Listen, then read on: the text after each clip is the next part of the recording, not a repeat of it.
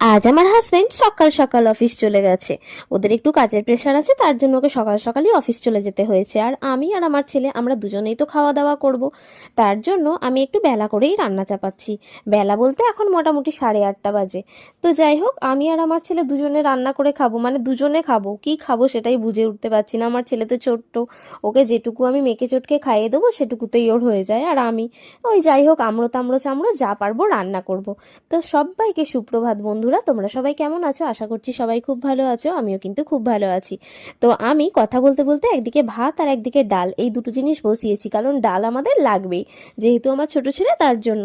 আর এই দেখো কাকিমাও আজকে সকাল সকাল কাজে চলে এসেছিল, জানি না কেন, কোথাও হয়তো যাবে বা কোনো কিছু কারণ।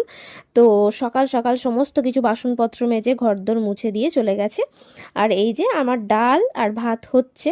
আর এই দেখো এটা চাপিয়েছি হচ্ছে লাউয়ের ডালনা। তো এতে মটরশুঁটিও দেয় জানো, লাউয়ের ডালনায়, কিন্তু আমি আজকে দিইনি, আছে তাও দিইনি, আমার খুব একটা ভালো লাগে না। তো যাই হোক লাউয়ের ডালনার করেছি। আর ওদিকে ডাল হয়ে গেছে, ভাতও হয়ে গেছে। আর কি রান্না করব বলো তো, কিছুই বুঝে উঠতে পারছি না। তো তার জন্য একটু পেঁয়াজ কলি ছিল ফ্রিজে, সেটাকেই বার করে এটা আমি আমার জন্য আর কি ভাজা করছি, কারণ আমার ছেলে সব খায় না, খেতে পারে না আর কি। তো যাই হোক ওর ওই যে পেঁয়াজ কলিটা ভাজা বসিয়ে দিয়েছি, আর হবে ডিম। দুজনের এই